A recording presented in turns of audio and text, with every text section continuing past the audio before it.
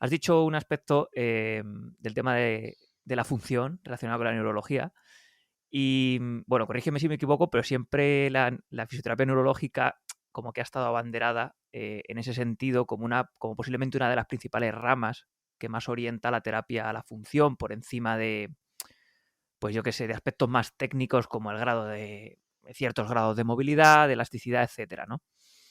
Y también quería saber un poco tu opinión al respecto, si crees que eso realmente es así desde dentro, vosotros desde vuestro mundo desde dentro, porque yo no me incluyo. Y si es así, bueno, veo algún paciente neurológico, pero muy pocos, entonces no. Sí, Y si es así, pues ¿cómo crees que el paradigma ha ido cambiando de ese modelo quizá más biomecánico a algo más orientado a la función? ujú. Eh, pues sí, la verdad es que sí estamos, o al menos trabajamos siempre pensando hacia la función, porque realmente hay un problema, bueno, problema tampoco, sino si realmente te estás constantemente centrando en la estructura y no te llevas a cabo la función, nuestro paciente neurológico, en cuanto realizas modificaciones de estructura, al día siguiente te vuelven igual. Porque es que es lógico, porque no lo mantienen. Al no mantener esa función, esa actividad de la vida diaria, ya me voy más a la participación, que precisamente haría una llamada hacia la participación, siempre en conjunto o de la mano con el equipo, tenemos que intervenir muchísimo más hacia la participación, porque realmente dentro de la propia participación se ejecutan varias funciones o se llevan a cabo funciones, pero como siempre estamos hablando del entorno, del enriquecimiento del entorno, de todo el tema social a nivel cultural, etcétera, pues el paciente forma parte de un contexto y hay que ir a él. Y hay que ir a él no por el hecho de intentar cambiarlo, sino por el hecho de que el propio paciente, lo primero, se dé cuenta de esos cambios y lo segundo, que permanezcan durante el tiempo. Es clave el permanecer en el tiempo. De hecho, los estudios, por ejemplo, a nivel de investigación, normalmente están diseñados pues a 4, 6, 8, 12, 15, 20 semanas vista, pero y al año vista, y a los 2, y a los 5, y a los 10 años vista, porque el paciente sigue existiendo. Ujú. Entonces, la clave está en la parte participativa. Si un paciente está muchísimo más participativo, va a conservar, se va a mover más, se va a dejar ese sedentarismo tan característico, va a hacer o a llevar a cabo una vida mucho más funcional, precisamente, y mucho más activa. Y sí, la verdad es que hemos enarbolado un pelín la función, pero deberíamos ir también hacia la participación todos juntos, porque es clave. Y a sacarle, De ¿no? Del entorno, llevarle a otro Eso entorno es. diferente, claro.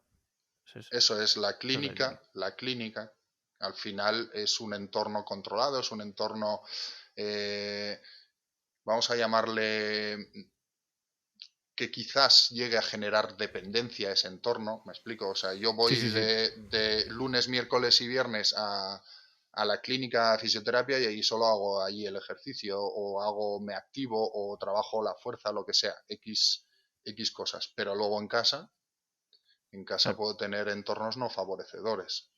Entonces, bueno, la idea es intentar cambiar al fin y al cabo el comportamiento del propio paciente. ¿Y cómo gestionas estas expectativas y este comportamiento? Porque imagino que es complicado, ¿no? Porque, o sea, tiene que cambiar mucho la visión, por ejemplo, de sesiones, de plantearlo de sesiones a programas, de, yo qué sé, otra Eso es. estructura. ¿Cómo lo gestiona? O cómo lo gestionáis, mejor dicho, en el centro, todo esto? Pues varias maneras. Mira, Edward Taub, que es uno de los psicólogos precisamente conductistas, este hombre estuvo experimentando bastante con el tema de la restricción del lado sano, etcétera, etcétera. Y este hombre lo que hizo fue algo muy interesante, que es realizar como un programa de paquete de transferencia de lo aprendido de la clínica a casa.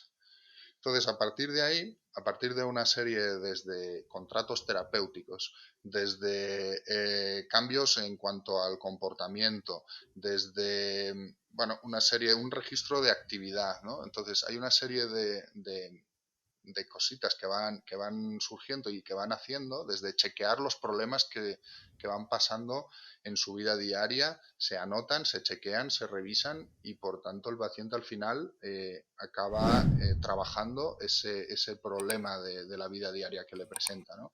Entonces, a través del paquete de transferencia se va cambiando poco a poco, la idea es cambiar poco a poco el comportamiento del propio paciente. Entonces, esto es súper interesante y esto nadie ha Ujú. hablado de ello, nadie ha hablado de ello.